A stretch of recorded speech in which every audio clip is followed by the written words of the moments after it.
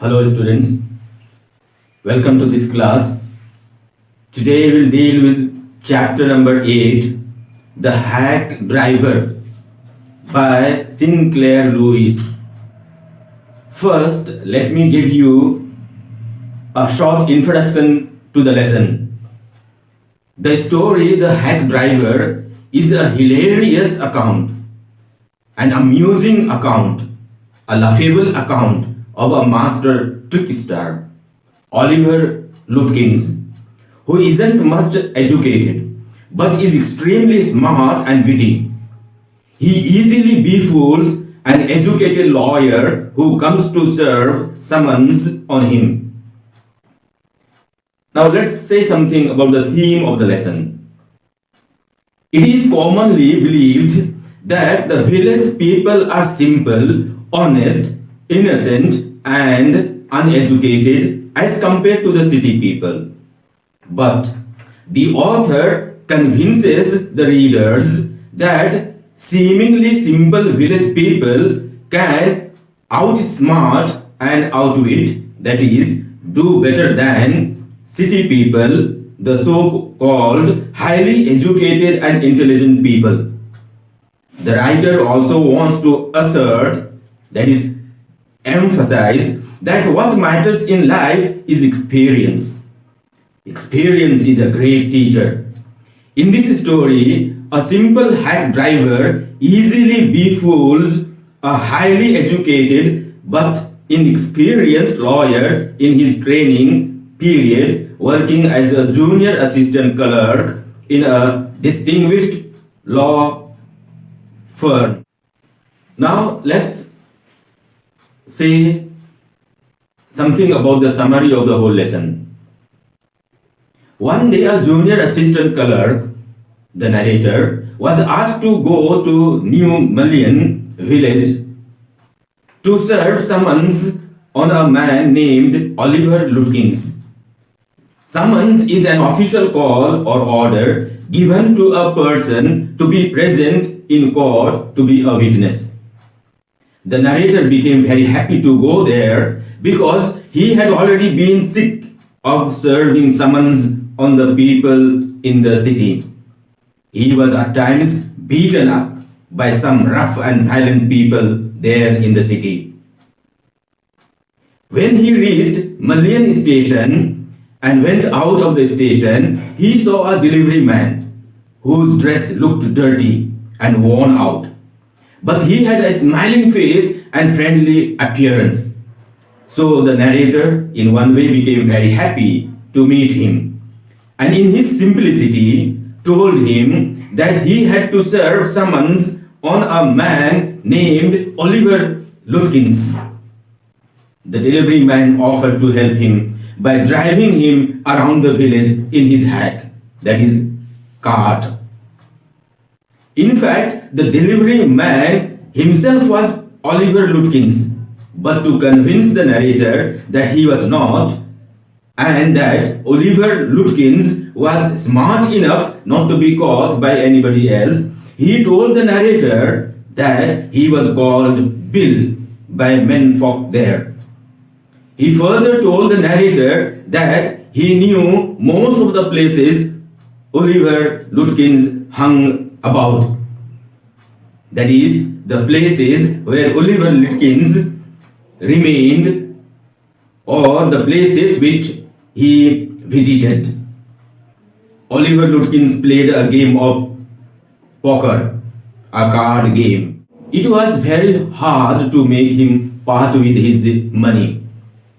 That is, he did not want to be separated from his money. He owed money to many people. He owed some money even to the hack driver. He further said that if the narrator wanted to collect money from him in those fancy clothes, he would become suspicious and get away from him. So, if they wanted to catch him, they had to play a trick on him. He then told the narrator that he might have gone to Fritz's shop, as he was very fond of playing a game of poker, which was played there. He also said that if they went there, the narrator should keep out of sight.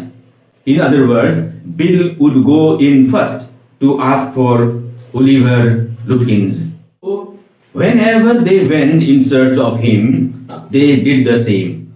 First they went to Fritz's shop and then to Gustav's barber shop, as Fritz, looking at the narrator hiding behind Bill, hesitatingly admitted that he had been there a little while before and that he might have gone to Gustav's for a shave. Thereafter, they went to Gray's barber shop, where they missed Oliver Lutkins 5 minutes. Then they tried to go here and there as per Bill's guess. But by this time, the narrator felt hungry and suggested going to a restaurant for lunch.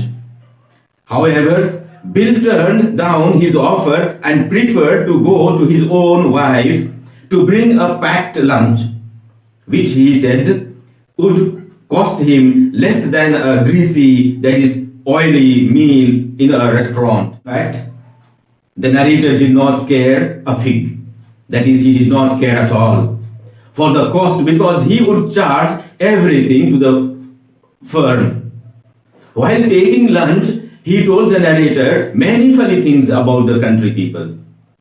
Before it was time for the narrator to go back to the city, the hack driver, that is Bill, forced one of Lutkins' friends to tell them where Lutkins must have been. He said that he had gone out to his mother's farm. So now they got ready to go there, but the hack driver told the narrator that Lutkins' mother was a terror. She was about 9 feet tall and 4 feet thick and as quick as a cat.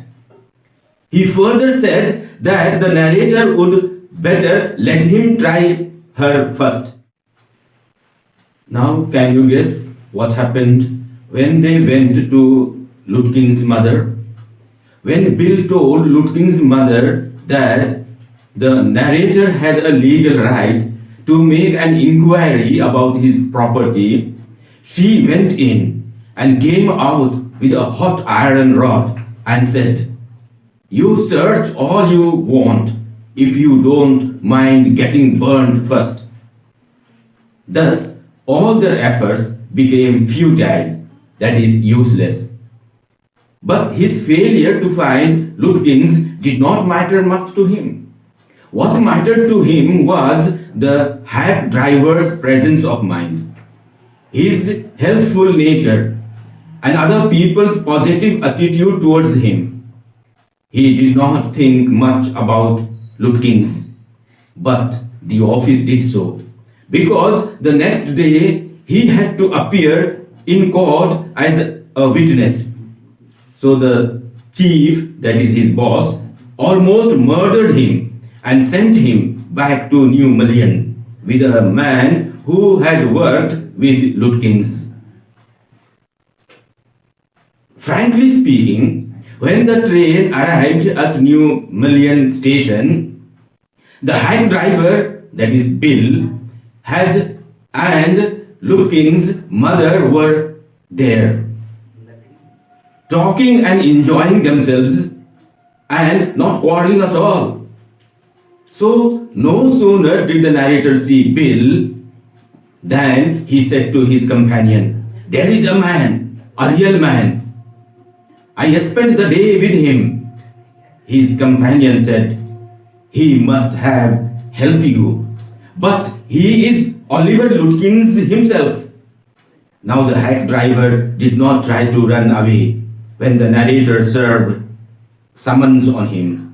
Instead, Lutkins and his mother laughed at him as if he, the narrator, were a 7-year-old bright boy. Thus we see, students, how the hack driver, a simple village person, outsmarted or outwitted a highly educated lawyer. In order to enjoy this hilarious story, please go through and enjoy it. That's all. Thank you.